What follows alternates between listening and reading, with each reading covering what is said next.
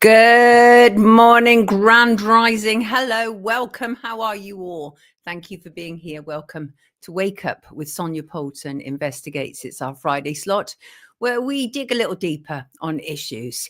And today I'm going to do something slightly different to the norm. Normally I just pick one topic and drill down on it, but today I want to pick two and see how that fares, really. It's all about sort of development and experimentation around here.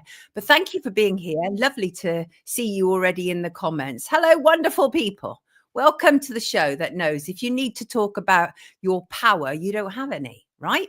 But that's not us. Wake up. No, not me, not our viewers. Oh, no. We know that we are all powerful. Yes, indeed. And thank you for being here. It's Friday, the 28th of November. It's just gone 9 a.m. GMT. And the two topics under discussion today: child marriages, which is a global scandal that impacts both boys and girls, and always those in poverty. These children are victims, obviously. The idea that they are part of a married couple is heinous because marriage is a legal term. So that already tells you that this is being condoned all around the world. This is a trade in human trafficking and it must end. And the second story I'll be looking at today is to do with Isaac Kappy, former actor, well ahead of the curve. He was exposing Epstein and paedophilia in Hollywood. Then he was said to have taken his own life, and this was 3 days after saying he wasn't suicidal. So we'll be taking a close look at that, at the ritualistic nature of it, at the numerology, and at the events surrounding it.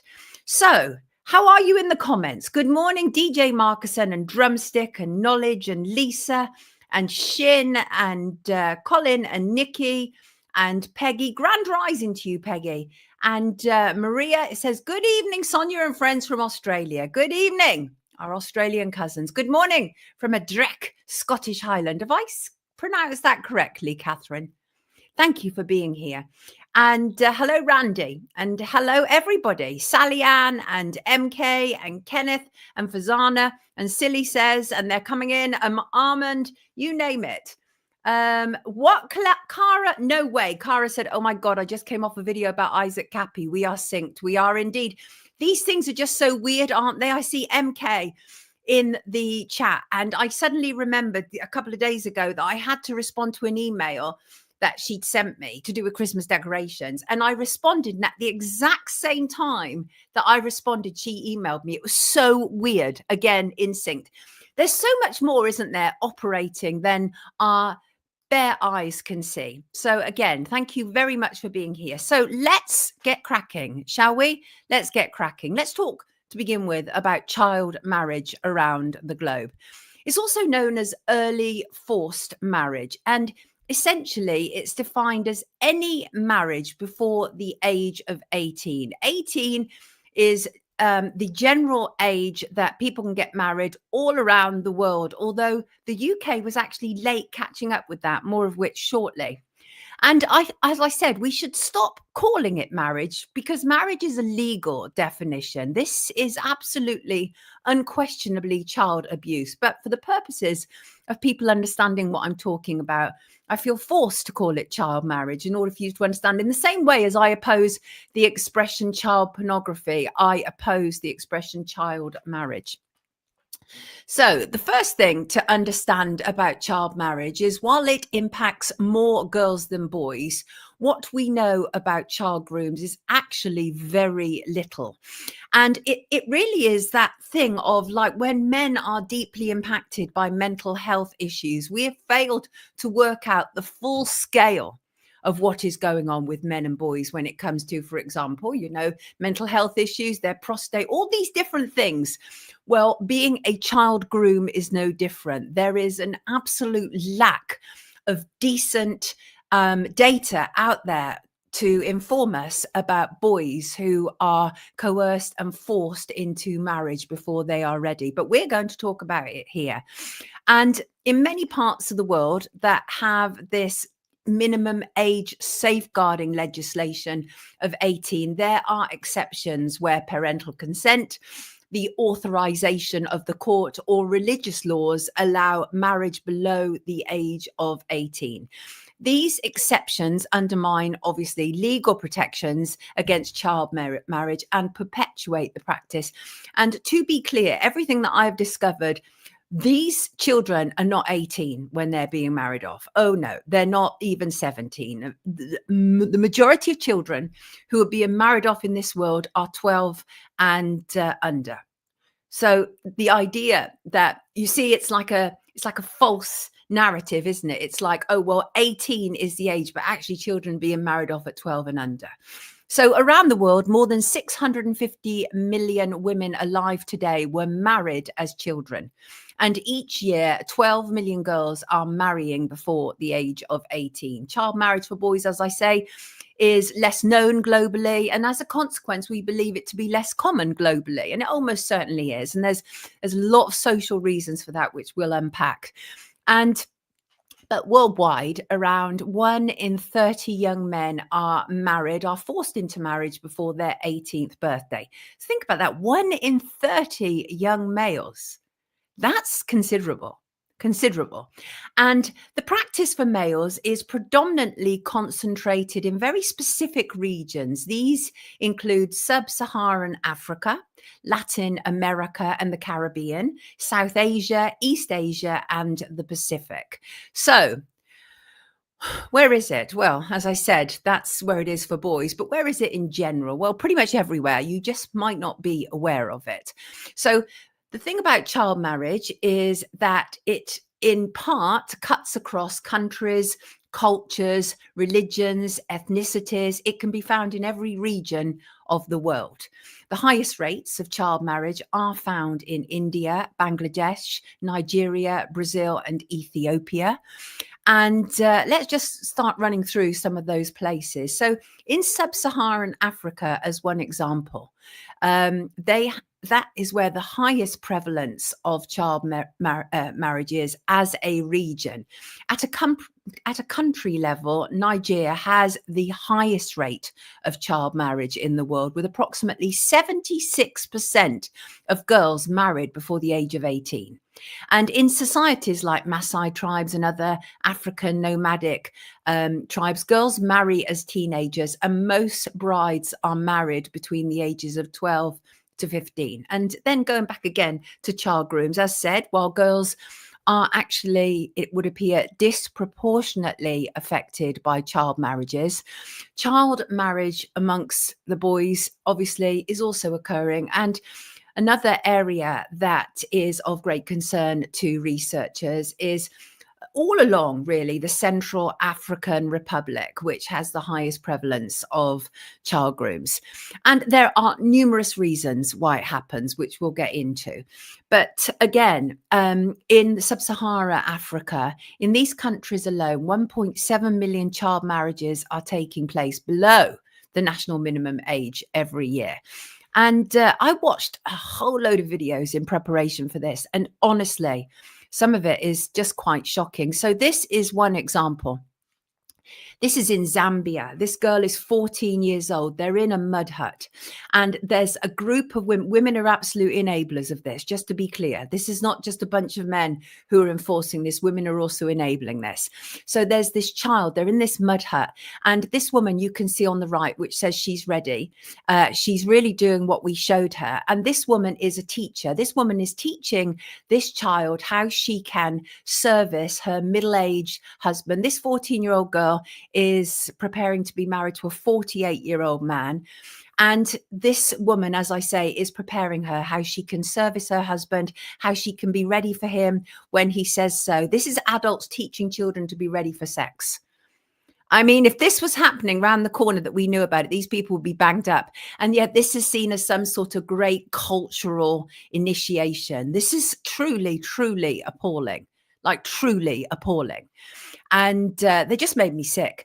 And they're laughing. This child is so confused and bewildered because What 14-year-old wouldn't be? I don't care what culture you're born into, even if you are like set on a path of this since you were born, you will still know instinctively that it's wrong for a 14-year-old to be sold. And by the way, this 14-year-old was sold for the price of one cow to this 48-year-old man. It's just awful. This child is taught to obey and respect the orders that are dished out to her. And it's horrific. And of course, this is in many respects patriarchy, and it's designed to keep females down within these cultures. But as I say, the women play a massive, massive role in it. And it's truly abhorrent, truly. Bangladesh is an absolute hotbed. It actually has the highest marriage rate for girls under 15. It's an epidemic. I mean, there's no doubt about it. The main religion in Bangladesh is Islam, with approximately 91% of the population identifying as Muslim, mostly Sunni. Hinduism is the second largest religion, practiced by about 8% of the population. And Christianity is another minority religion. But this is primarily happening in Bangladesh as a consequence of children being born into Muslim families. Then you have places like Afghanistan. This is actually quite a famous image from Afghanistan.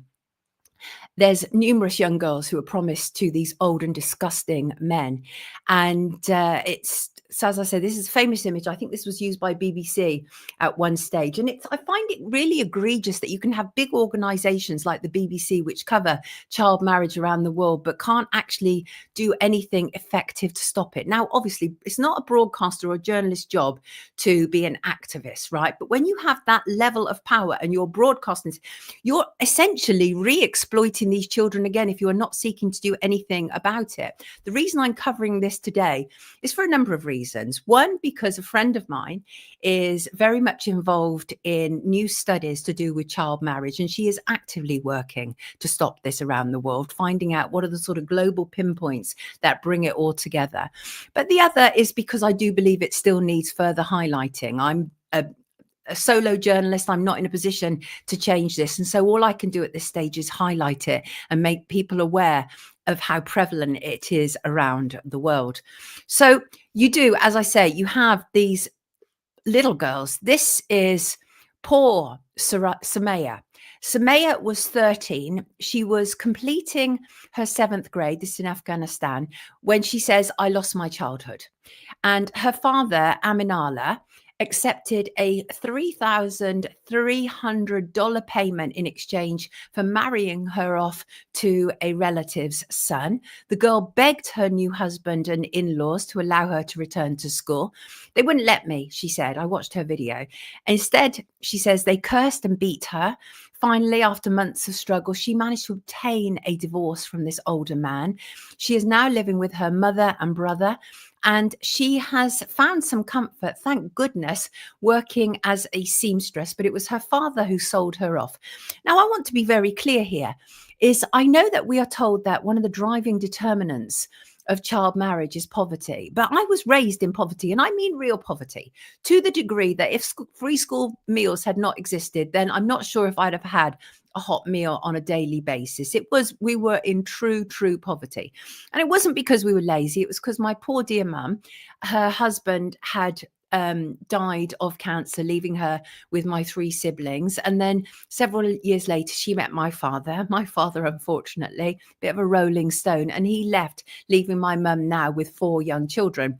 And so that was our situation. My mum was also extremely sick. She had kidney disease. So she had kidney disease and she was coping with 4 young children. And we were deeply impoverished. Now, not for 1 minute was there any suggestion that any of us should be sold off in order to be able to fund the family.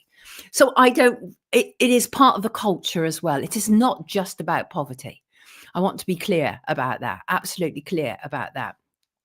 And going back to Bangladesh, 2% of girls in Bangladesh are married before even the age of 11. And successive inaction by the central government, and there's complicity by local councils, allows child marriage, including very young girls. under the age of 8. And it continues unchecked.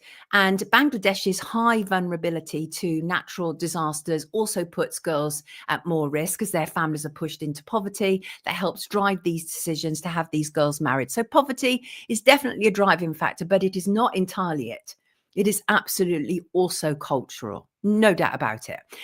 But then people are like, well, it's not happening in the Western world. But wrong. It certainly is. I watched a number of videos of young American girls who were forced into marriage before the age of 15 because they'd got involved with boys and they came from ultra religious Christian backgrounds that forced them into marriage. One example was a young woman called Ashley Duncan. And so essentially what happened, she was 15, she was pregnant, obviously by her boyfriend, and her family forced her into marriage so that it didn't bring shame on the family. Now, this is not too different in some respects from what we've heard, like in terms of like so-called honor killings and honor marriages. And that is happening in America, in Bible belts. So it is not just in sub-Saharan Africa or India, or Asia. This is also happening in other parts of the world. And what about England? What about the UK? See, we're okay in the Western world, right? Because we don't have such situations, do we? Now, as I say, of course we do.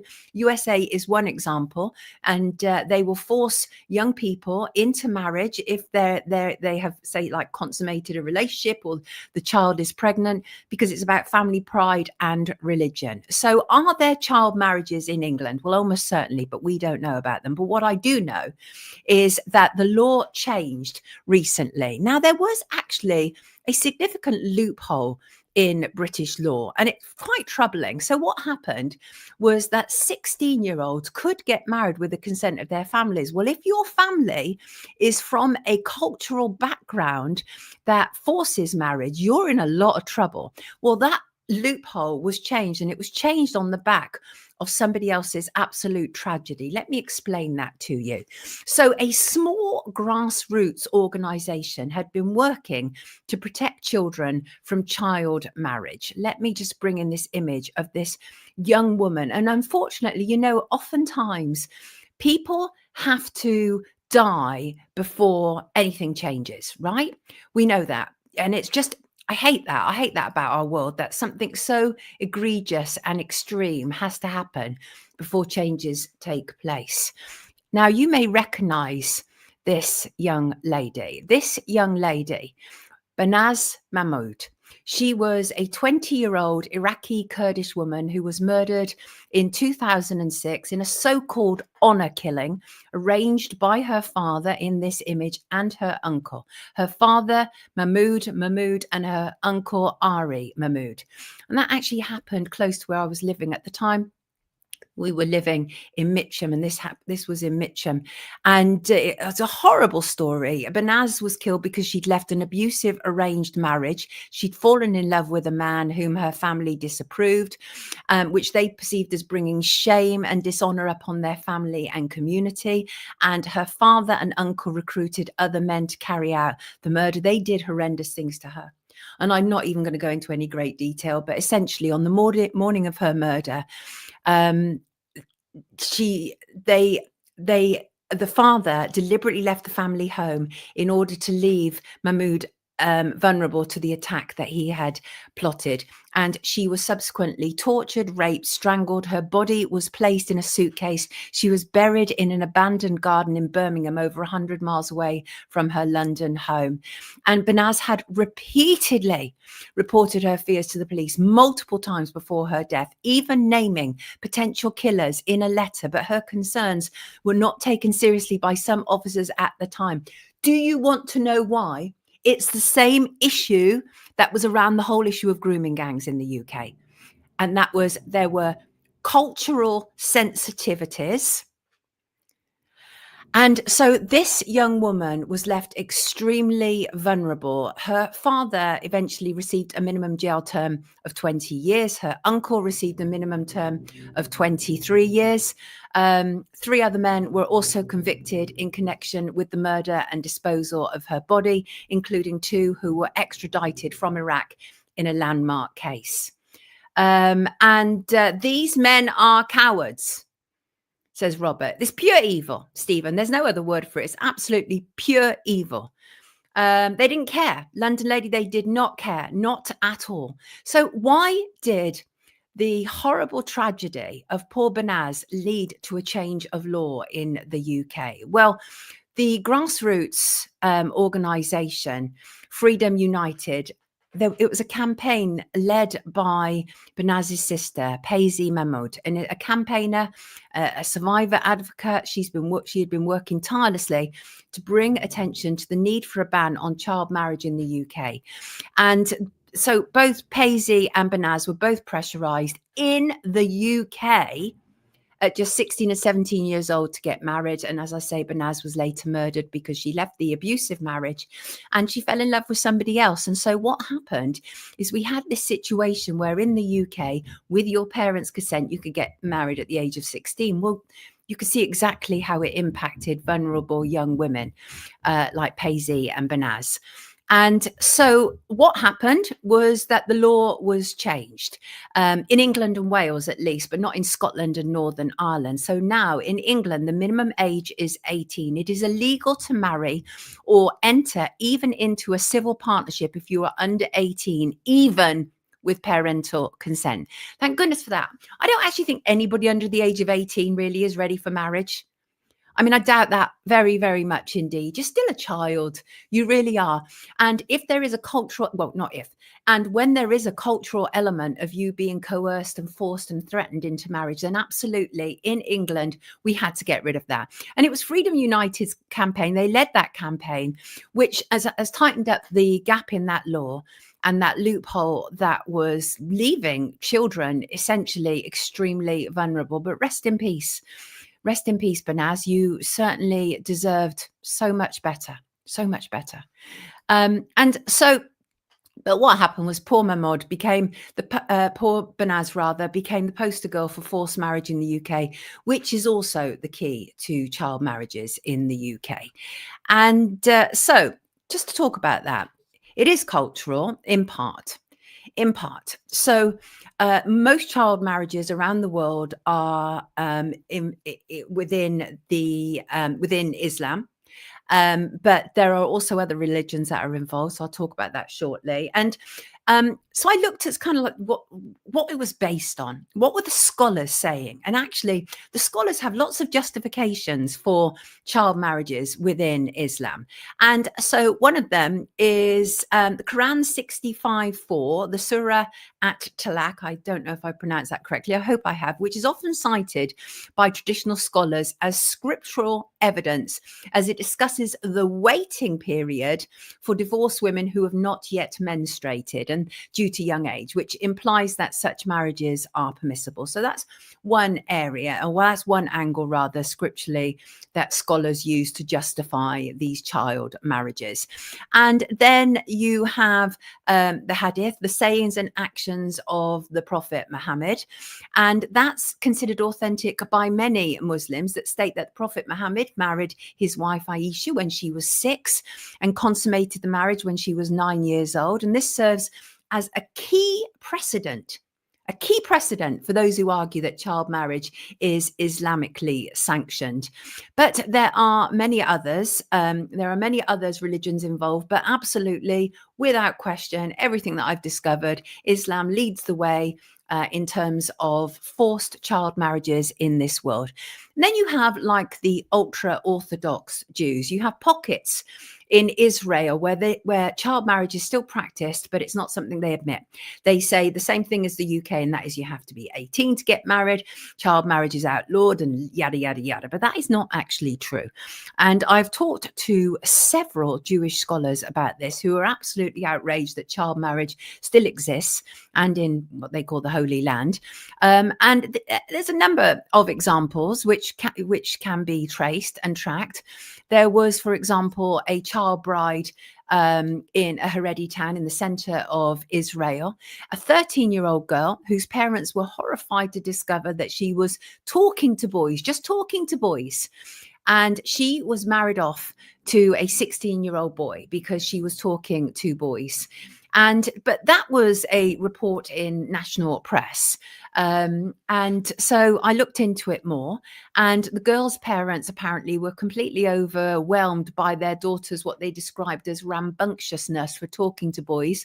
They turned to a local Kabbalist who told them that this was the only way for the girl to atone for her sins. So within these ultra Jewish sects, talking to boys outside of marriage is problematic for these young girls.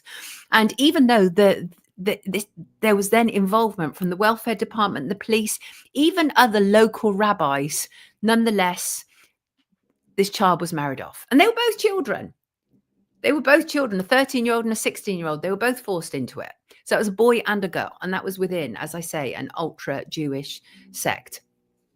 And there's more stories that emerge, certainly to the north of Israel.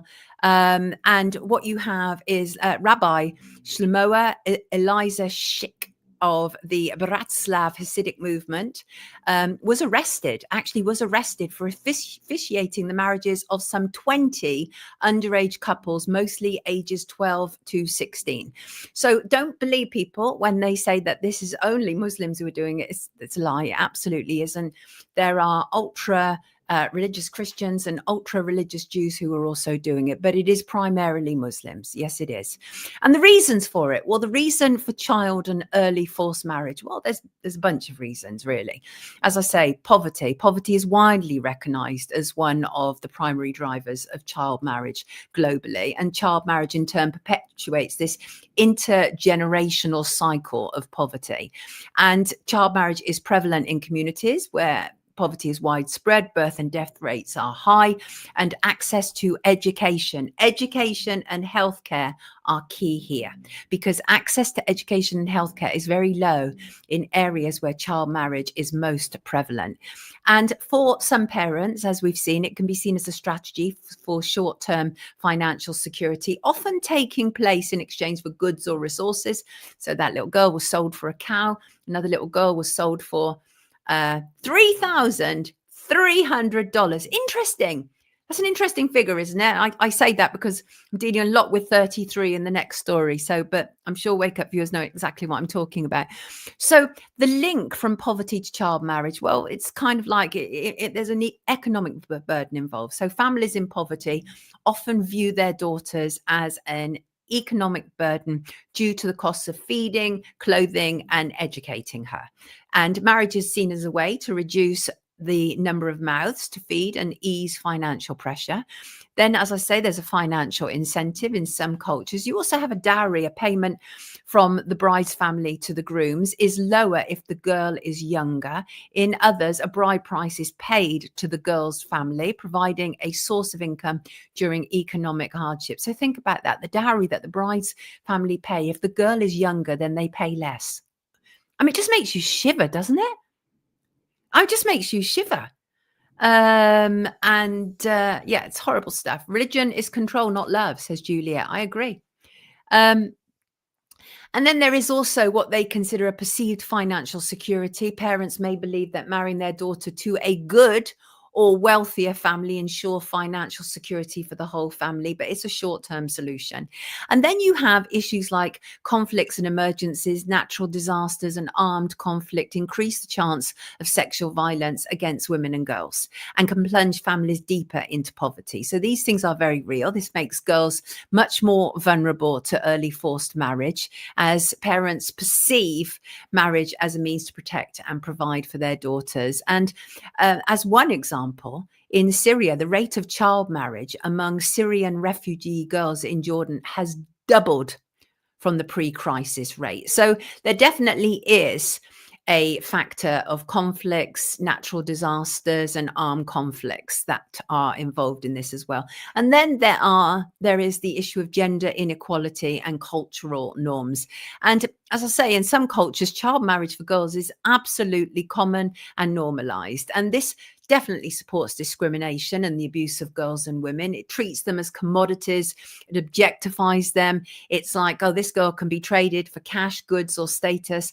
And the expectation is that a girl's future lies with marriage and motherhood, and it limits opportunities for her, and obviously can lead to serious risks of abuse. In fact, there is a massively high factor of domestic violence involved in child marriages, and there almost certainly would be, because honestly, if an older man or an older woman wants to marry somebody young, that's not a decent individual. So there'll almost certainly be violent and psychologically manipulative as well. So I want to look at the sexes first of all. Girls, child marriage, as I say, global concern.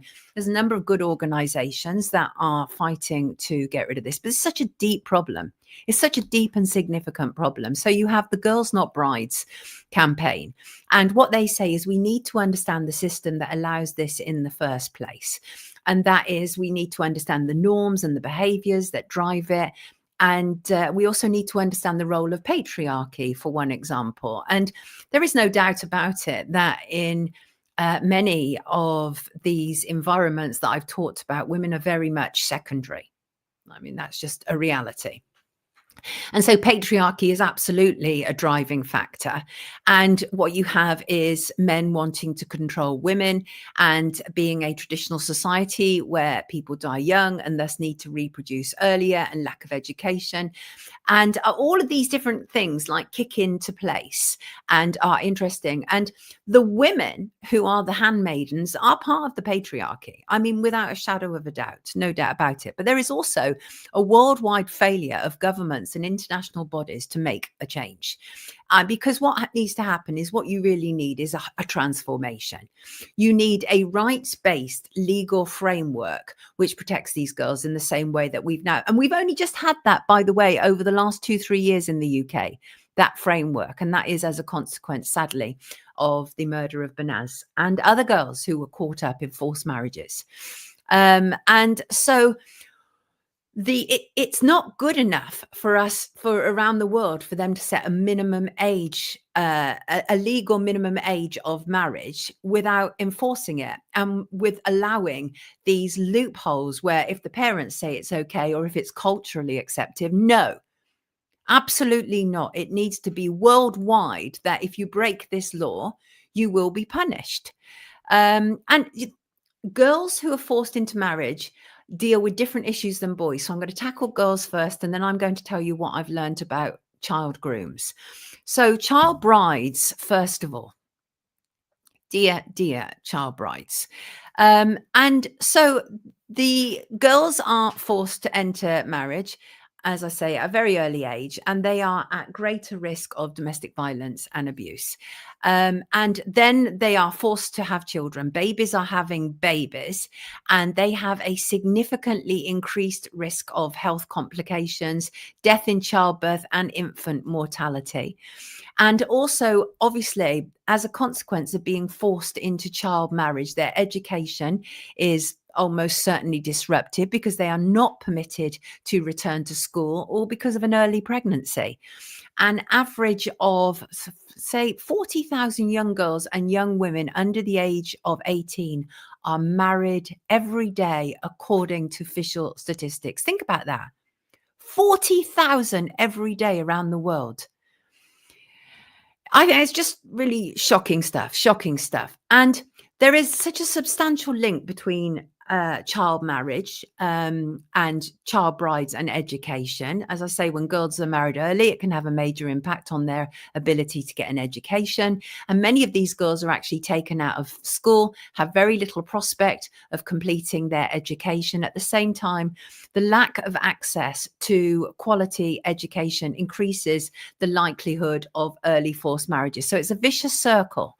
These girls are removed from education, and their life essentially stops for monetary gain, financial gain, and to please the wants of these, well, they're pedophiles, aren't they? They're pedophiles. And people can use semantics and like, what if they're over 14? That it's not pedophilia. Listen, if you are involved with the abuse of any child, and by child, I consider that anybody under the age of 16, and certainly when it comes to marriage, anyone under the age of 18, I consider you to be a pedo. So take that and shove that where the sun doesn't shine and the birds don't tweet. I'm sick of semantics, because no semantics are protecting children. That is the reality. And as one example, in terms of the impact on education in sub-Saharan Africa, 66% of women with no education were married before the age of 18, compared to 13% of those who went to school after the age of 12. So there is definitely an issue of education involved here. And so when it comes to addressing child marriage as part of working towards kind of like a universal education and protection of girls and women, there needs to be a universal approach to it. Do you know what? They managed to do lockstep in their totalitarian plans. Why can't they do lockstep when it comes to protecting people around the world?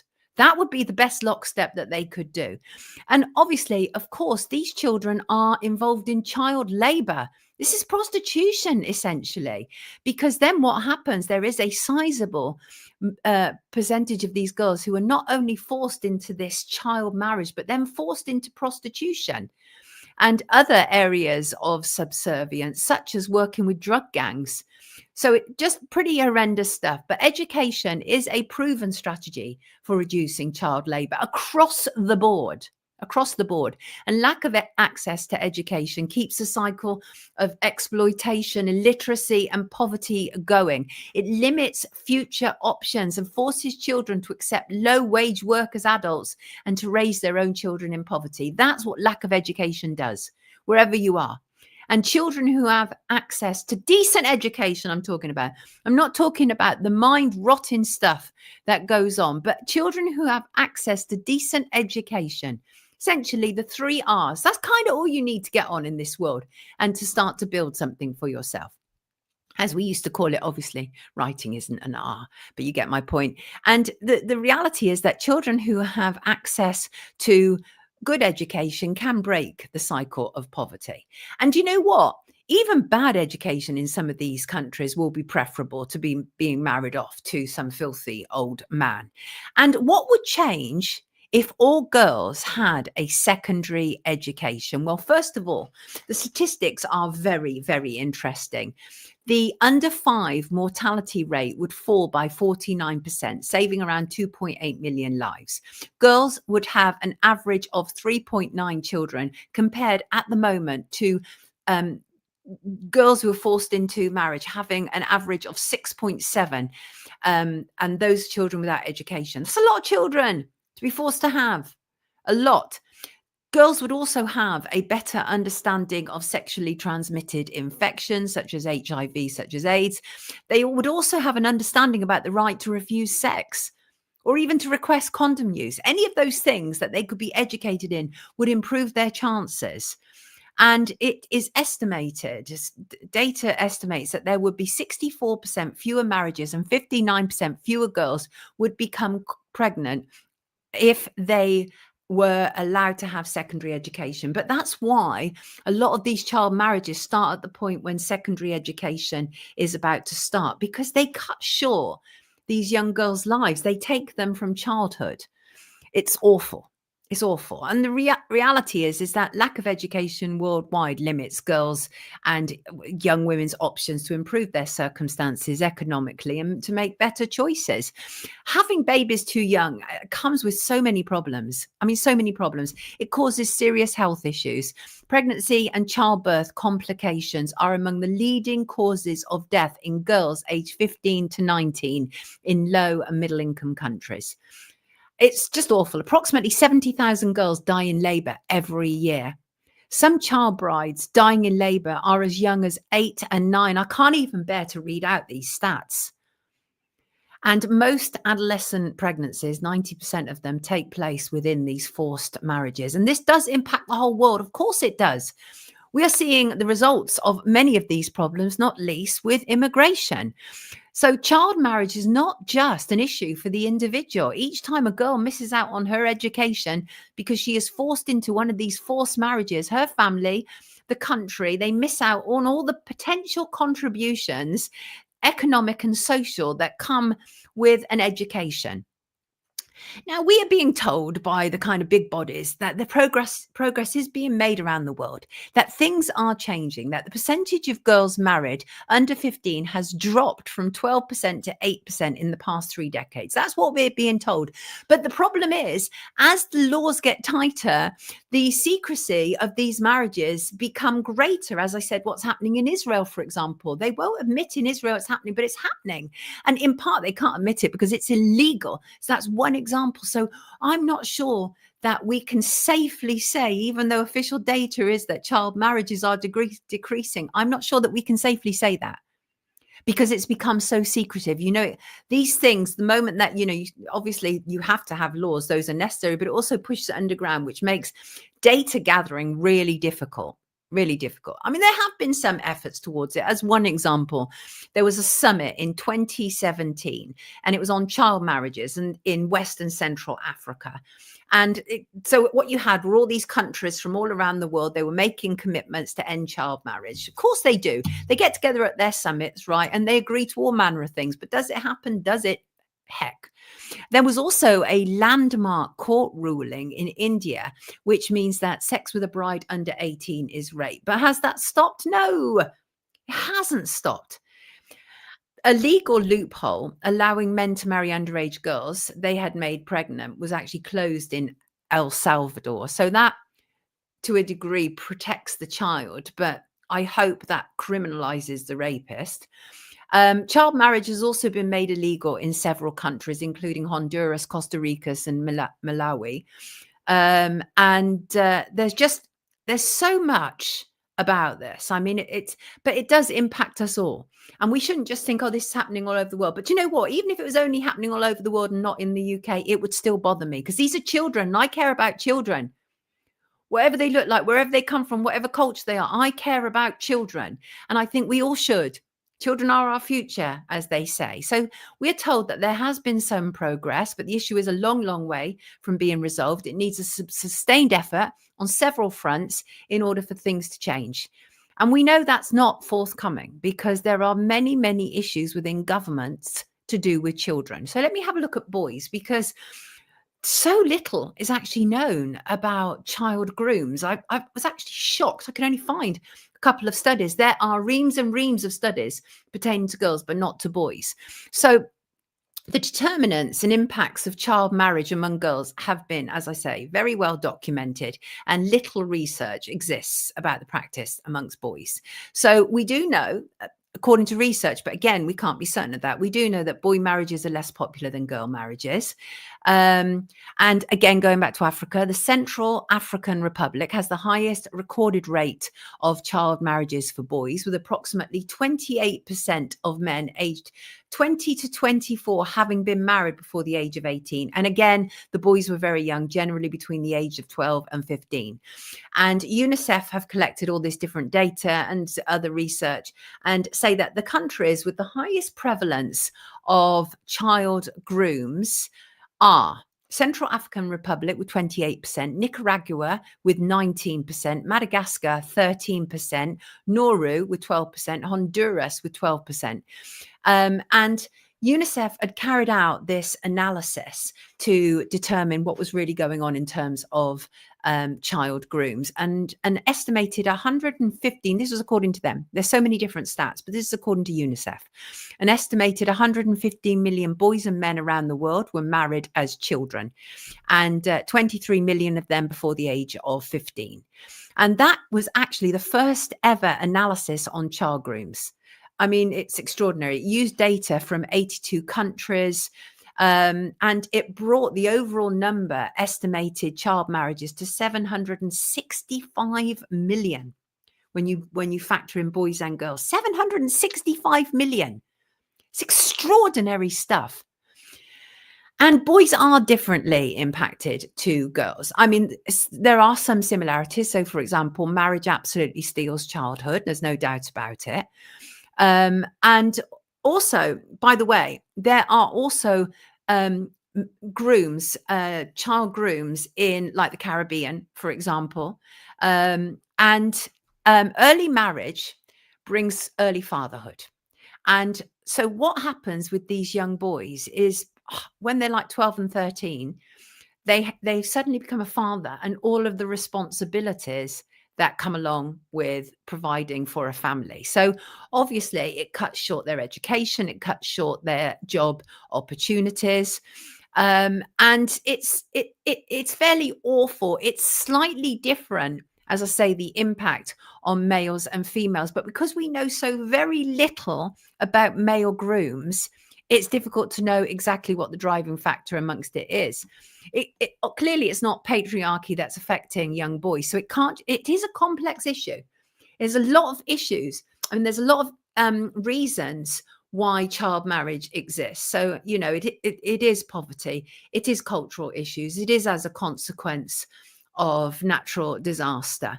It is also as a consequence because we are a world that has long failed to protect children. That's a reality. We bang on, don't we? Save the children. There are even an organization called Save the Children. Save the children, protect the children. And so what you have situations like big organizations like Oxfam who go out to places like Haiti, and their staff rape the young girls out there. That happened. Right. So you've got to be really careful also with these global organizations, because they are often not what they're painted to be. And I include in that UNICEF, the UN, Oxfam, etc. It's going on. King says, don't give to charity. They are all corrupt. Sean used to give money to UNICEF, but I no longer donate. They are a little corrupt. Right. Got you.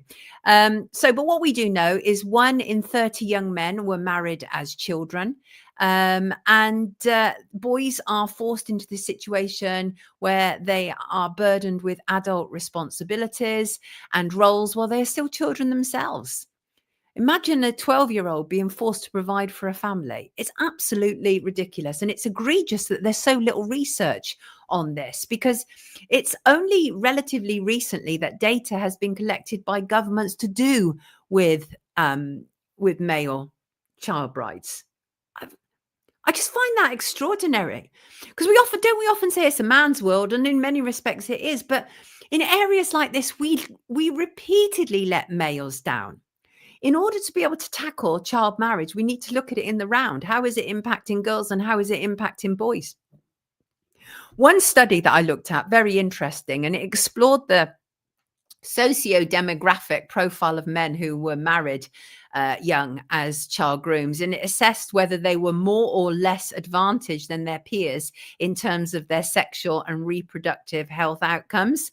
It used data from 15 countries, the highest prevalence of marriage by age 18 among men at the time of the survey, and the practice revealed many damning things, but primarily that further research was needed. We need to know what is the primary driving factors behind young boys, because men and women are different, right? Obviously, we know that. So what kind of older woman wants to get married to a young boy?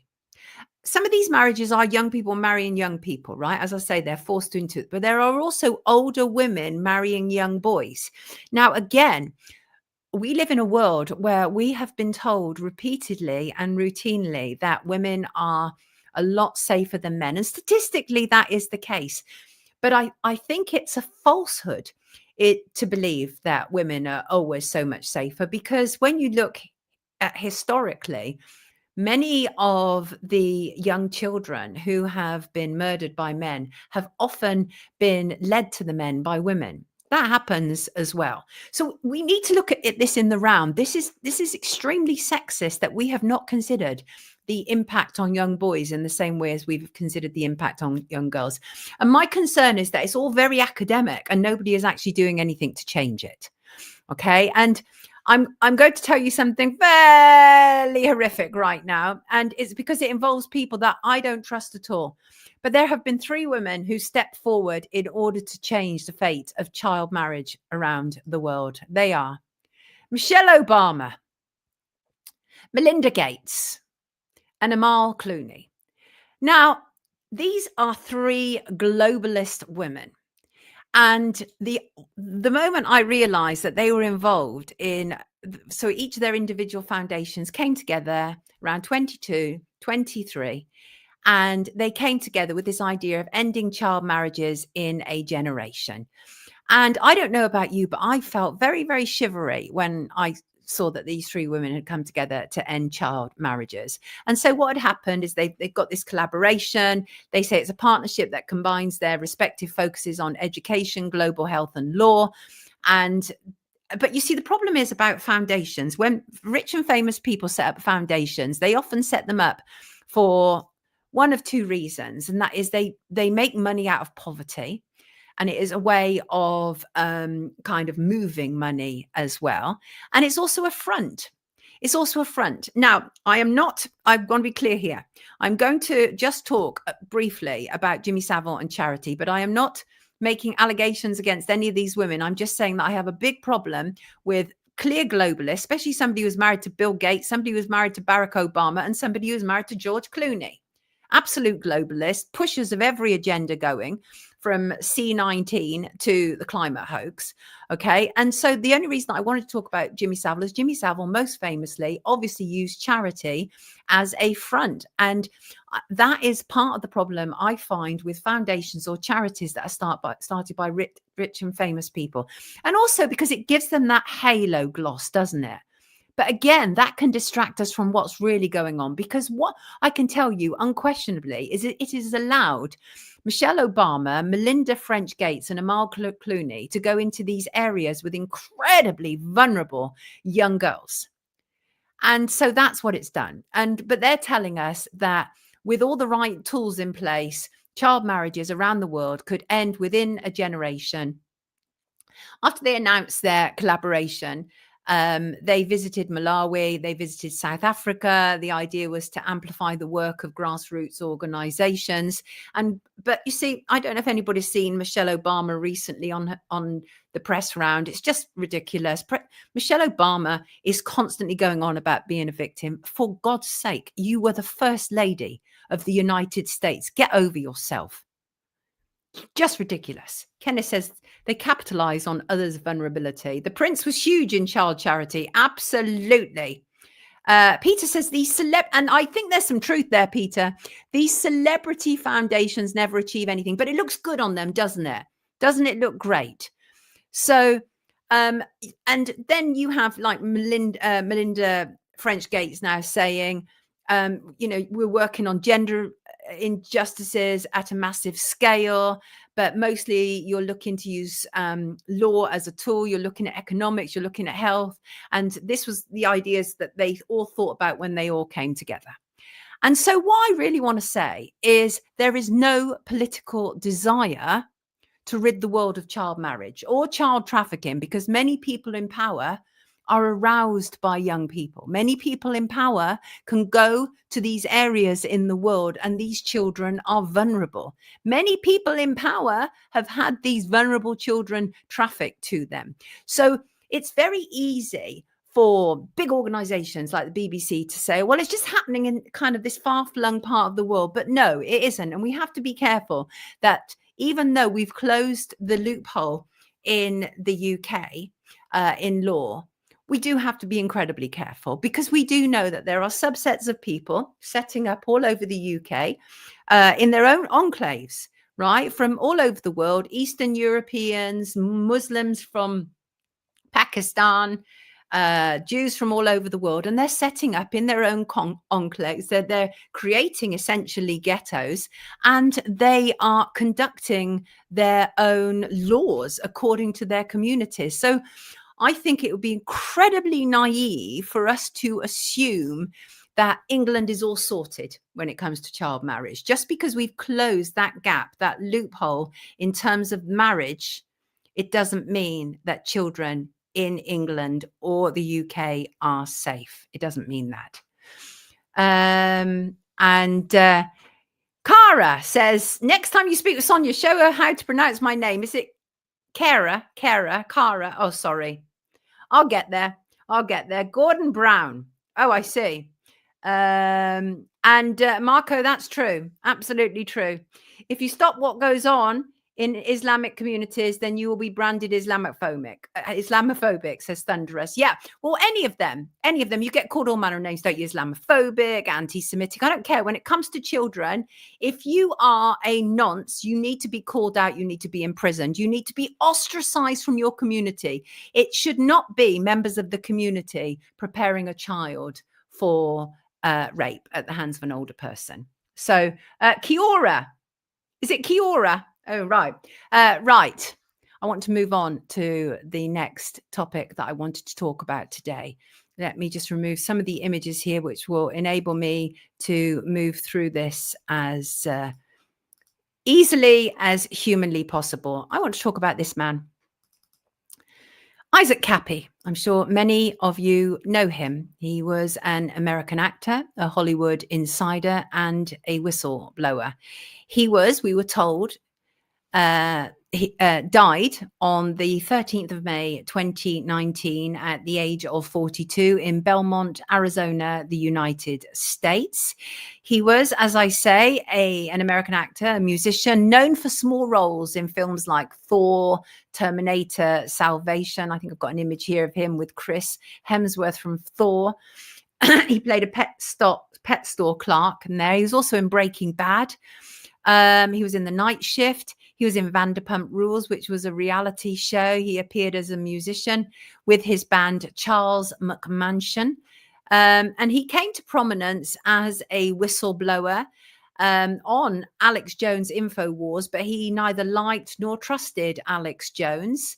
And in 2018, which was round about the time when he came to prominence, and he made a lot of unsubstantiated accusations of paedophilia against several Hollywood figures. But here's the kicker.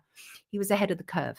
He was absolutely ahead of the curve. And what he did was he'd put out these bizarre videos, actually a lot of them very amusing, highly theatrical. I'm going to play you one. And this will give you an idea of how not only his own presentation, if you're not familiar with him, but how ahead of the curve he was. Here he's talking about Epstein Island.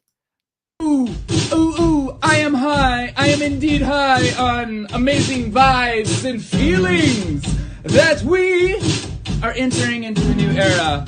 But first, we might have to do a few things.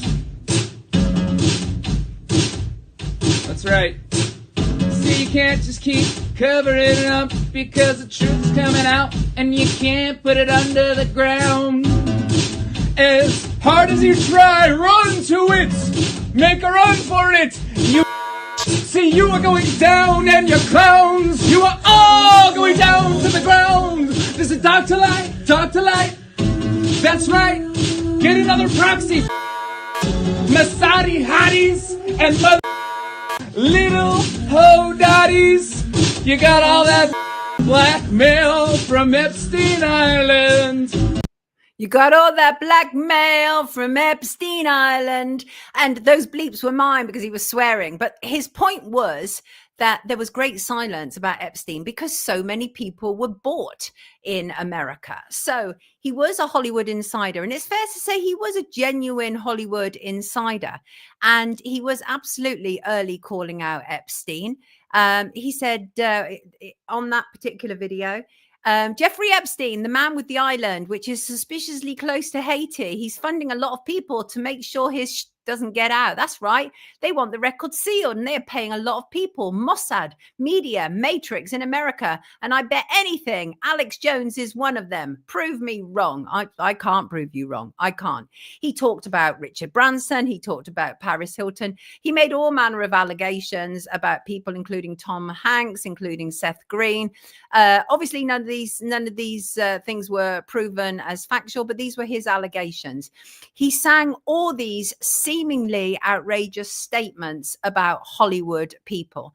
And he talked about little people being smuggled in and sold to people, like what happened in Tucson. He said it was an industrial complex of modern day slavery where children were held in small rooms, in cages. In Santa Fe in New Mexico, which was Jeffrey Epstein's ranch, of course. He sings at the end of this video, the good guys win. Read the book. It's in the end. That's what he said. And he was absolutely all over it. He was all over the things that we now know in terms of like the Clintons in Haiti.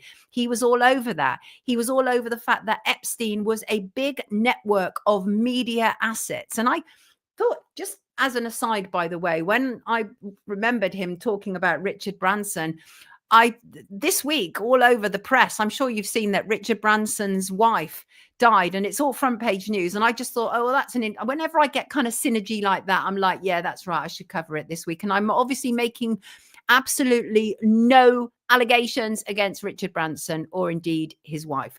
But what Isaac Kappy believed, and I know it's fact now, we know it, this is what I'm saying, is that so he died. He was said to have taken his own life in 2019, and we'll get on to why that is just almost impossible shortly. But he was talking about how there were all these Israeli foreign agents in America, and it was so ahead of the curve. People just weren't talking about that to the degree that they are now. Isaac Kappy essentially was like a forerunner for what happened with Charlie Kirk.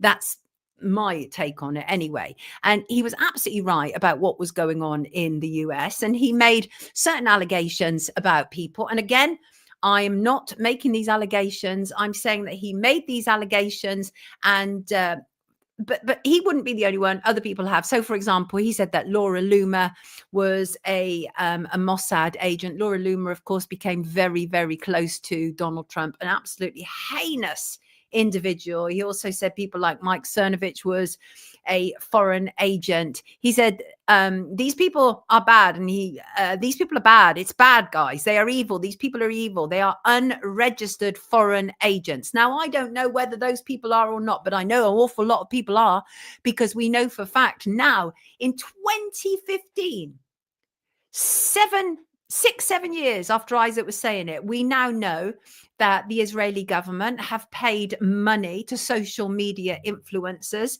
to spread the Zionist message. And he was saying this then. And one of the controversies surrounding him before his death was an accusation that he had choked Paris Jackson. Paris Jackson being the daughter of Michael Jackson.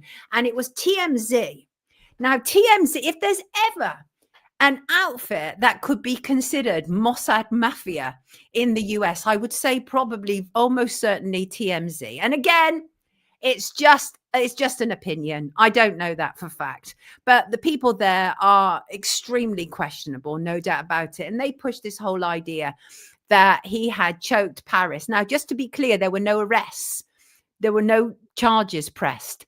But TMZ claimed that Paris was needing armed guards to protect her from Isaac Kappy. Now, bear in mind, TMZ is that gutter online publication that follows famous people and will, publish awful stuff about famous people when they're at their most vulnerable. It certainly seems like a handled operation, certainly does. And one of the things that I heard Harvey Levine say about Isaac Kappy, Harvey Levine is one of the central people at TMZ. And he said that the thing about Isaac Kappy is he used to be a friend of theirs, i.e. Hollywood, but then he went off the rails. And what I think, reading between the lines, what he's actually saying there is that he was a friend of theirs while he was still keeping their secrets. But the moment that he started opening his mouth and whistleblowing on them, that's when they considered he went off the rails. So it's the easiest thing in the world, right? The moment that people start speaking truth, they get deemed as insane. And honestly, I think that TMZ is absolutely controlled opposition. I believe it is a PSYOP operation. And I've never been able to stand it. And when I saw some of the stuff that they were promoting about Isaac Kappy, especially bear in mind what Isaac Kappy was saying, I was like, okay, got it. So there was that. And I think I just want to actually, let me just go back to this because I think this is interesting. There's an interesting synergy here, is that TMZ reported on the allegations that Isaac Kappy had attempted to choke Paris Jackson on August the 2nd, 2018. Now, that was a key date for me because August the 2nd, 2018 was the day that I published Paedophiles in Parliament. And Isaac Kappy got behind Pip. And that's how I got to know him. I didn't know him well. We only knew each other on social media, but somebody had sent him Paedophiles in Parliament. And he began promoting it all over his social media, saying, this woman knows what she's talking about. Please listen. She's talking about what's happening in the UK. This is what's happening in the US. And so I feel a bit shivery when I just think that all of these things were all happening around the same time. Very interesting stuff. Del says, evil seems to be ruling the world. I'm glad I'm going soon as I'm old. You're not going anywhere. Satan is not in charge, SMG. No, we're not going to have that, right? We won't let Satan be in charge. Okay, we're in charge. But I take your point. But then, of course, before his death, there was that very bizarre last Instagram post. Now, you may or may not be aware of it. Let me just see if I can bring this in. This was very peculiar, to say the absolute least. And so what had happened was a couple of days before his death, he had posted an extensive message on Instagram. And he confessed to being a pretty bad guy throughout his life, despite believing himself to be a good guy. He apologized to the many people that he had acted abusively towards, including his family and former friends. He said that he had used and betrayed. And this kind of included an implied. He admitted to selling drugs, having various issues like tax delinquencies and debts, abusing his body with cigarettes and alcohol. He expressed regret for his utter arrogance and hoped others could use his mistakes as an example for personal growth. He mentioned he would be using the remainder of his time on earth to atone for his actions. He apologized to Jesus Christ, to Donald Trump, to the QAnon movement, stating he had brought shame upon the greatest military operation all time. And he compared himself to Judas Iscariot, the man who betrayed Jesus. Now, many of us had concerns with the Instagram post, because what a convenient post to have written before his death. So I want to disseminate some of this. I want to disseminate some of this last message. So what you have, so the last Instagram post was made on May the 12th, 2 days before his death. And what you have is the intro, which is him beating himself up. He said, over the course of the last week, through introspection that should have happened many years ago, I have come to some stark revelations about my character. It is a testament to my utter arrogance that these revelations had not come sooner. You see, I believe myself to be a good guy. I have not been a good guy. In fact, I have been a pretty bad guy throughout my life. I have used people for money. I have betrayed many people and much trust. Then he goes into, about selling drugs and alcohol and drink and everything. He said, I've been abusive to people who loved me, including my family. I have expected help without putting proper work in to help myself. So the intro is all about him beating himself up. I'm not who you think I am. I've done something bad. So what was that? What was that bad thing that he was supposed to have done? And because he actually says in this intro, I will publicly disclose the details. He said, I committed an act so flippantly without thought that will become synonymous with short-sightedness and petty, vile greed, and in the end has cost me everything. I will publicly disclose the details at the right time. So in that intro was, I've done something bad, you don't know about it, but it will come out. And essentially just sort of beating himself up. Then the next part of the post is about the Trump and Q movement, about how to the Q movement, I am so sorry I've brought shame upon the greatest military operation of all time, but really I have only brought shame upon myself. And while it's true I have outed many paedophiles that were former friends, I remained in their sphere for much longer than I should have and attempted to gain from them after I knew about their actions. Now, I don't doubt that's true. That sometimes happens with people because they sometimes feel that they're under some sort of spell when they find out about the truth about people in their midst. I don't doubt that at all.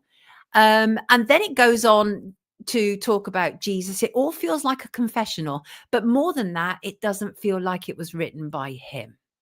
It feels like it was written for what was going to happen 2 days later. And then as it goes towards the end of it, he talks about how bad he's been. I shall In the end, I shall be remembered for my actions and not my hollow words. You're being remembered right now, Isaac. Yes, you are indeed. And then the end of it is where he talks about, I ignored the darkness within me, and how sad it was that he'd done that. And he says that I'm sharing this to bring more positive light, that you all may use my mistakes as an example for personal growth, and to see the light in others, nurture the light in yourself. Because one of the things that he says in this is, I was so keen in finding bad in others, I didn't find bad in myself. And some people said to me, was he confessing to be a pedo? I don't believe so. And I don't believe that he wrote this post. Yes, Derek, it could have been posted by anyone pretending to be him. So, and then of course, he posted this. Now, I think this was posted on the 11th of May. So this was 3 days before we were told that he killed himself. Am I afraid of something? Let me start that again. I'm not suicidal. Am I afraid of something? I should be, because bad things are coming my way. I can assure you of that. Drumstick said, I've never believed it was his words. I don't believe it's his words, Drum. I absolutely don't. Remember what happened with Tyler Robinson and Charlie Kirk, right? They gave us every question answered before we asked the question, right? Remember, in the so-called text between Tyler Robinson and his boyfriend, I think that the Isaac Kappy post was supposed to serve the same purpose. As I say, I believe that Isaac Kappy was murdered, that he was murdered. Well, we'll get to that. We'll actually get to that. But I think that that post is very similar to the whole Tyler Robinson text. Very weird stuff. And so his death, confirmed by police. Arizona Department of Public Safety spokesman Bart Graves said in a statement, on May 13th, 2019 at 7:26 a.m., troopers were called to Interstate 40 eastbound at Trans-Western Road for a subject who forced himself off the Trans-Western Road bridge onto Interstate 40. That was the statement. It continued. He was then struck by a passing car. The man has been identified as 42-year-old Isaac Kappy of Albuquerque. Mr. Kappy died on scene. I want to show you this image. This image is from a dash cam, and it was the last image of him sitting on the bridge. Tell me in the comments, if you can, your thoughts about this image, and I'll tell you mine.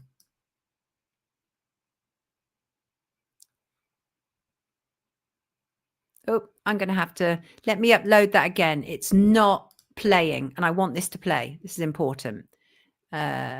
Video file. Let me just bring that in. I'm going to bring that in, and sometimes this happens on StreamYard. Sometimes it just stops playing, which is annoying, but that's not going to stop me. Right, let's give it another shot. No sound.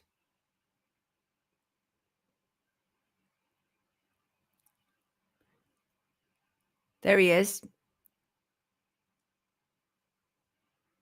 There he is. Now, what is interesting about that is a number of people believe that he was already dead when this image was taken, and that he was essentially propped up. And the story and the facts, they simply don't make any sense at all. And so what you had there, that video is from the Sheriff's Department. And I've listened to a lot of the work from Corey Daniel. Now, you may or may not know Corey Daniel. Corey Daniel is from an Arizona-based website. He's a former occultist, and he's done a lot of deep diving into a number of people and the ritualistic scenario around people, including Isaac Kappy. And Corey spoke with at least 10 witnesses, including the driver who was said to have run over Isaac, and the driver being Forrest Scott Proctor. And it's so weird because Forrest Scott Proctor has a different story to what he told the police in his witness statement. So Forrest Proctor, who was said to have run over Isaac Kappy when Isaac fell from the bridge, this is police statement, and he actually doesn't talk about the thing that then became synonymous with him. And Forrest Proctor claimed that he didn't realize it was a body when he ran over Isaac Kappy because it was covered in cardboard. Now, the story we've heard is that there were approximately 18 people on the bridge trying to stop Isaac Kappy from jumping. And apparently he got away from them, jumped from the bridge, and then was run over by Forrest Scott Proctor. But according to Forrest Scott Proctor, he was covered in cardboard. And Forrest Proctor actually said he didn't believe it was a body. He thought it was kittens because it had a kind of lumpy bump that you might expect running over kittens. Now, maybe that's something that this man has done before. I don't know. I wouldn't necessarily have said it was kittens personally.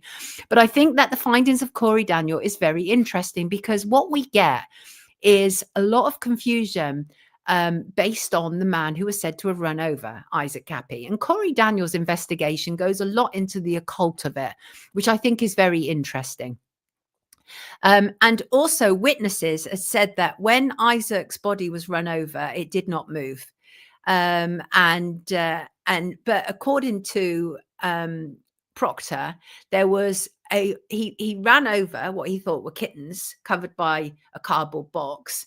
And when he drove back, the cardboard box had apparently come off Isaac. And when he drove back, a woman was pulling a cardboard box over Isaac. That's not in the police report. It's not in the police report. So that's weird. And I bring that up just to show you it's not in the police report. And so what happened was Corey Daniels had contacted him on a number of occasions and started to find like significant problems with his official story, his official witness statement. And then you end up hearing Proctor telling Corey Daniel, I don't want any more of this. I've given enough now. I don't want to give any more, and put the phone down and kind of blocked Corey Daniels' number. But Corey Daniels goes through it in a very interesting way. And so I want to go through a little bit of that, really. And that is, first of all, the date was the 13th of May, which is the 133rd day of the year. And then on August the 20th, the bridge that Isaac was said to have thrown himself from was then subject to essentially a transformation. Well, there was 133 days between the date that Isaac was said to have thrown himself off and the day that the bridge was transformed. So 133 days into the year, Isaac throws himself off a bridge, and another 133 days later, the bridge is transformed.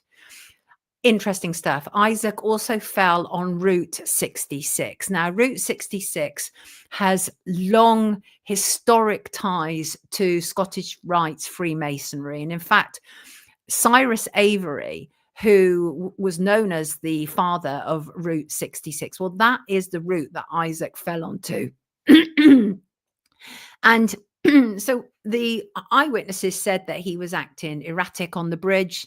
But that's not what we see, right? That is not what we see. What we see is someone who is incredibly still. And I just want to bring that back up again, because I think that there are elements of this that are very interesting indeed that Corey had noticed. And one of them, of course, is the fact that he's incredibly still.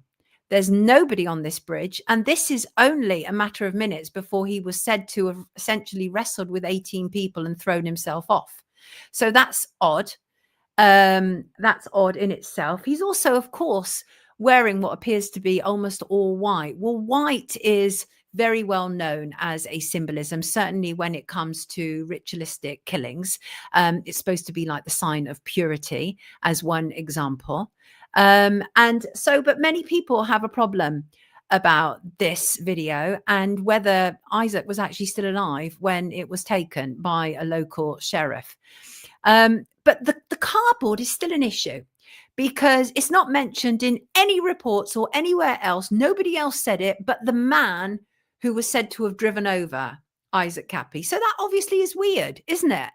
But Proctor was absolutely adamant, because I heard him in a phone call with Corey. He was absolutely adamant that the cardboard was there and said that some lady had then covered Isaac's body in it. So I think that's interesting. And I think that is definitely it. There's something wrong there. And also the other question is, what was Isaac going to do? Where was he heading to? Well, another thing that's interesting about that, there's a young YouTuber And he on the what was his channel? The Mysterious Death of Isaac Kappy. This YouTuber has only ever posted one video, and that was 3 years ago. And it had some of the details that Corey talks about. And that YouTuber has not posted since, which I think is also quite curious. But he was in touch with Isaac Kappy, and he suggested that Isaac Kappy was on his way to a place that this young YouTuber had told him children were being trafficked. And it was a camping ground, which was an hour away from where Isaac Kappy was said to have killed himself. I think that's very interesting. I think it's very interesting that that guy has only ever posted one video and hasn't posted any since. And he said he was in touch with Isaac Kappy, and he believes Isaac Kappy was heading to a place where children were being trafficked, essentially a child's day camp.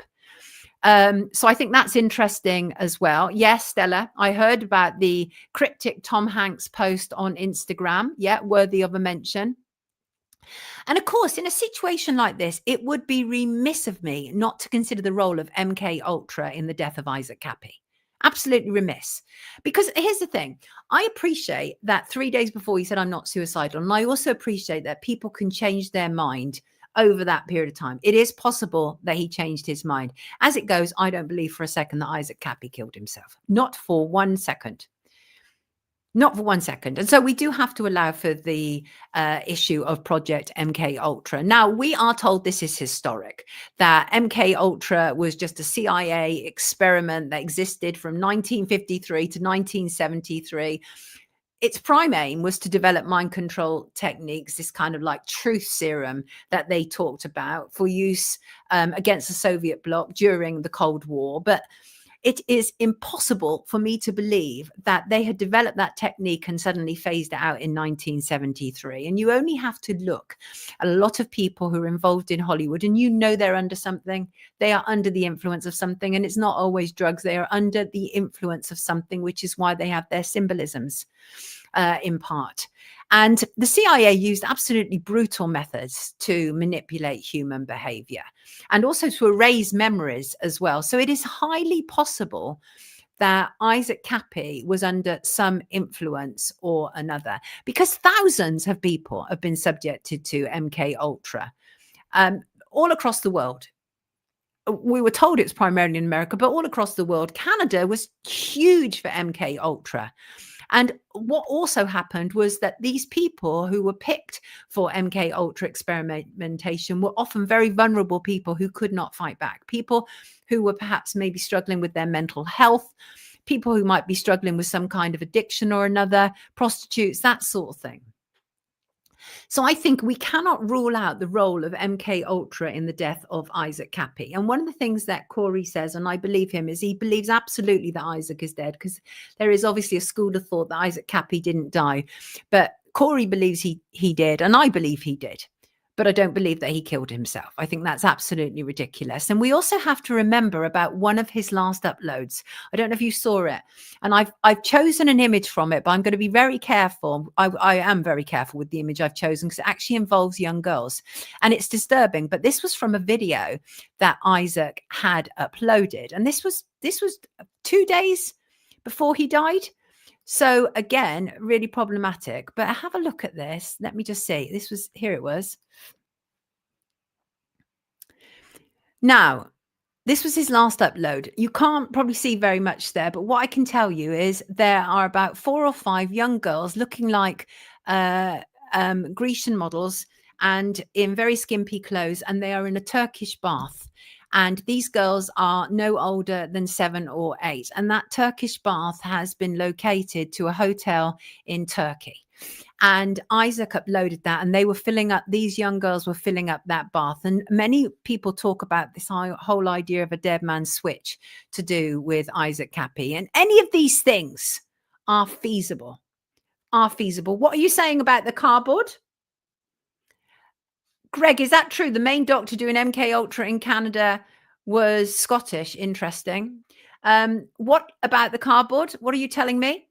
Virginia vibes, says Juliet.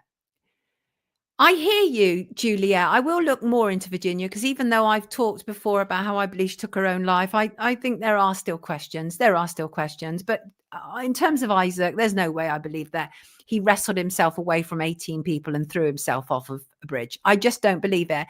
And I think the problem is that he was too much of an insider. And also he just refused to comply. He just refused to kind of bow down and do what they wanted him to do. And I think that when they can't control you, they will seek to either demonize you and smear you so that it creates problems for you, or get rid of you completely. But Corey is in no doubt that there are absolute hallmarks of a ritualistic death around Isaac Kappy. And I think the whole issue of the cardboard is essentially a smoking gun.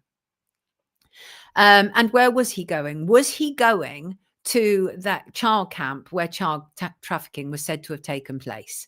So I think it is possible that I still have more questions than answers to do with Isaac Kappy. But what I feel I absolutely have resolved within myself is any suggestion that it was suicide. I don't for a second believe that. And neither do I believe that the Instagram post was written by me. I think it was incredibly convenient, incredibly convenient.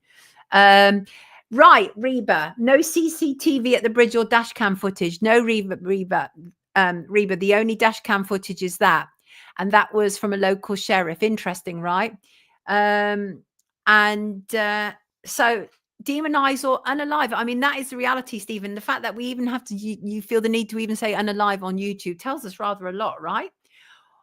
Shug said all they ever have is threats, intimidation, and violence. That is the state MO.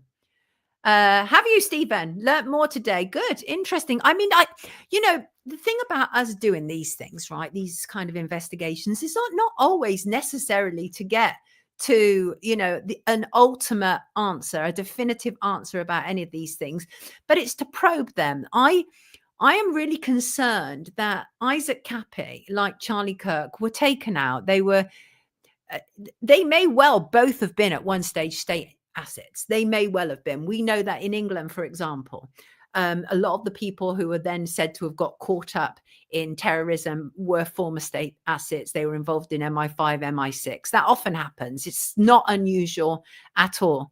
You never heard of him, Merv, but you enjoyed this. Yeah, because, I think Isaac Kappy was so brave. He was speaking out before all of the Epstein stuff had really come out. Look at the stuff that we now know and involving whom. He was telling us that.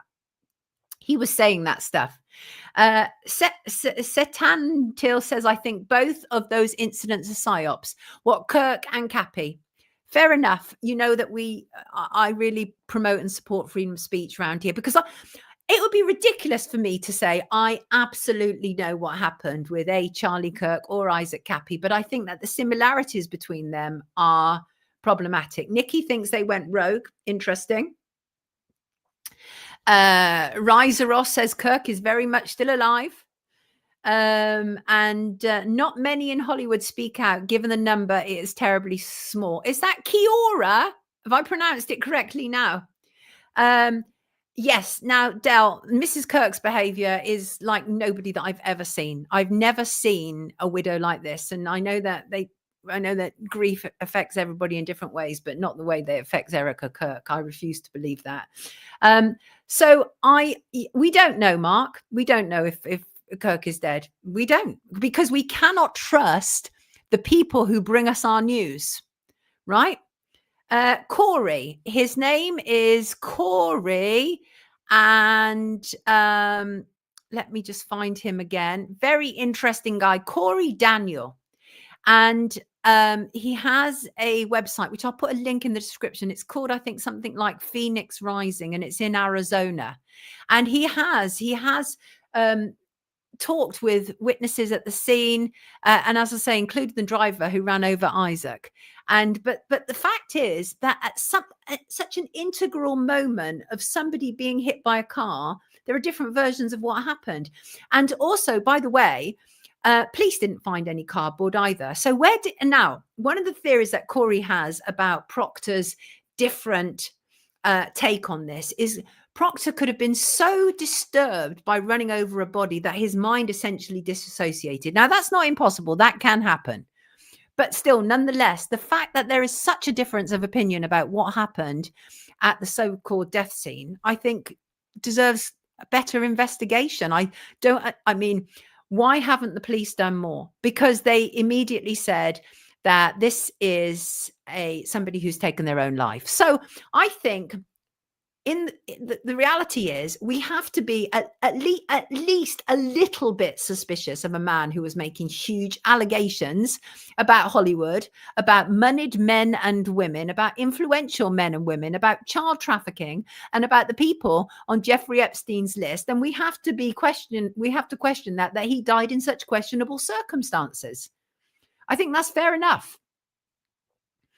Another open and shut case, says Humphrey. Oh, really? Oh, right. Kira. It's Kira. Oh, God. I'm still going to call her Kiora or Kara, but I'll try my best. Kira. Do my best. I've interviewed Sloane before. Sloane is great. She did a reading on the instant and got into a legal battle. The D Medina, I think that's your name. I will get in touch with Sloane. I interviewed her before because Sloane obviously had the tragedy to do with her son, but Sloane has done a load of stuff. And she obviously does a lot of reading and kind of, she's a very deep individual, very spiritual. But yeah, good shout. I'll look at it.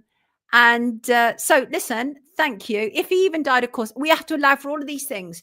We are living in a time of mass lies, mass propaganda, that we are constantly being manipulated to believe A when in fact it's B. So we should always question these situations. But the only reason that I'm questioning Isaac is not only because it's relevant to my audience, but a number of you have come to me and said there's something wrong with his death. Please, will you just kind of comment on it? So I thought I'd do more than a comment. I'd do a little bit of a deep dive. It's not huge. I would like to actually interview Corey about it, and maybe I'd get Corey and Sloane on together. That would be great for a pre-record. They're both in the US. And isn't it also weird that Proctor, who hit with the car, didn't see Kappy fall? Yes, Drum. That's why he thought he was running over kittens. Weird stuff. That's it. Corey the Phoenix Enigma. Well done, Stella. Well done. I do my best, Nikki. Nikki says, thank you for keeping it real. I do my very best as much as I humanly can. These things are difficult, without a shadow of a doubt, but I do it as a consequence of you wonderful people making it possible that I can. Thank you, Sticky Marks, for your super chat. Good morning. And thank you, Sonia and all. See the good in every day with love from that crazy old, but sadly no longer a woman cat lady in Bradford, Yorkshire. Oh, you lost your cat. I'm so sorry, but thank you for the super chat. But I'm very sorry. Losing our pets is a horrible thing. So I just want to say that on Monday's show, it's going to look different around me because we're doing Christmas decorations this weekend. I'm that kind of girl. I love all that stuff. And we will also start our Christmas giveaways that I've promised you. I put a shout out to people who had, things that they could perhaps offer Wake Up viewers. So Monday, we will start our Christmas giveaway. In an ideal world, I'd like to have a Christmas giveaway every Monday up to Christmas. Thank you, Kath Hutton, also for your super chat. You people are stars.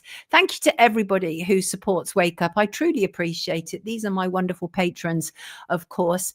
And what you enable me to do is show up here twice a week, which is no mean feat.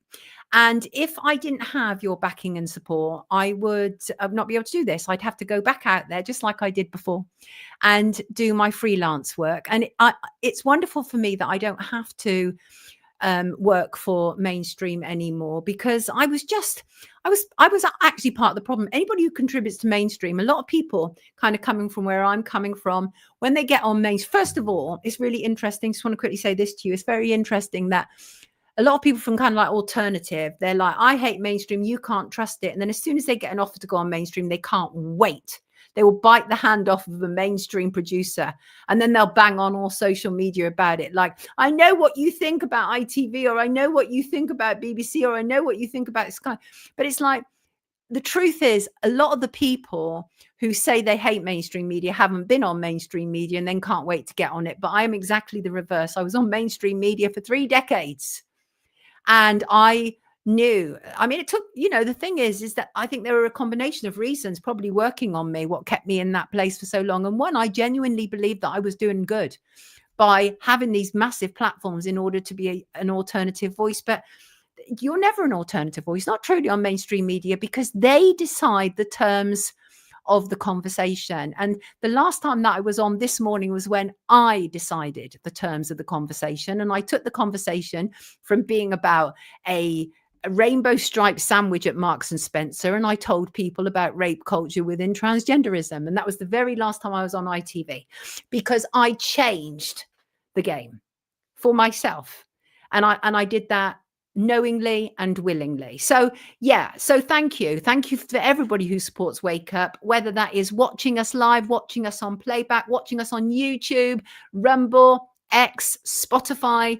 If you're able to like, share and subscribe, please do. And financially, it always helps, but not everybody is in a position to financially contribute. And I do not have a problem with that, because we have wonderful people who are able to financially contribute, and they keep this good ship going. So thank you all. I'm very grateful to you all. Thank you for being here. I used to love my debates on MSM, Peter, to be honest with you, because the thing is that I can generally put up quite a good, decent argument. So thank you. Hope, love and peace. Absolutely. Thank you, Peggy. Lots of love to you all. Lots of love to you all. And that's true, Jantos. If you are part of the problem, you can't be part of the solution. So anybody who is in alternative media and they get on mainstream media, they've become part of the problem, but they don't know it. And what I realize now is I was essentially this albeit magnificent, useful idiot for mainstream media, because people within these companies, ITV or Daily Mail, wherever, they were able to say, well, look, we do have a different contributor here. And so I was the token radical. Thank you, Victor, for your very generous contribution there. I appreciate you all. We never stop learning, kids. Never stop learning. And thank you, Norki. Norki said, if I had the funds, I'd buy you a studio. Hey, listen, one day that's coming, and it's coming because we're going from the ground up. We have literally built from the ground up, which is the best way. Because I know how everything functions now. I know how everything works. I know the kind of guests that we need.